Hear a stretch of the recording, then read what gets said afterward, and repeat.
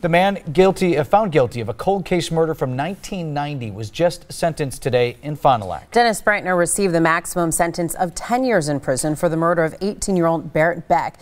Ricky Mitchell is live now after hearing from an emotional Beck family. Good afternoon, Ricky.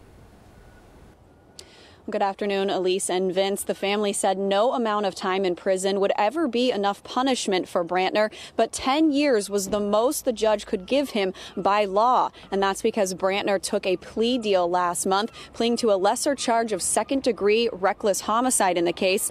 And the plea deal basically said he did not have to admit guilt in the case, only that the prosecution had enough evidence to convict. Now, this plea deal happened after a mistrial in 2016, but today the case comes to a close for the Beck family, who have waited almost 28 years to see the man who killed their daughter finally be punished.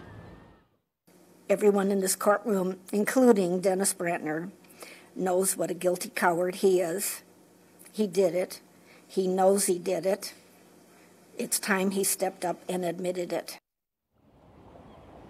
And Brantner did not say anything in the courtroom today. Now, Berit Beck went missing in July 1990 on her way from Racine to Appleton. Her van was found 2 days later, her body 5 weeks later. It wasn't until 2014 that DNA evidence linked Brantner to the crime. Now, he's already serving time in prison on a separate, unrelated drug case. Those charges put him out of prison in 2021, and that's when this new charge, or this new sentence, of 10 years will begin. But because he was sentenced under old parole laws, he actually will be eligible for parole about 2 years into that sentence. And we'll have more on this case, including more emotional interviews with the family coming up tonight at 5 and 6. For now, we're live in Fond du Lac. Ricky Mitchell, today's TMJ4. All right.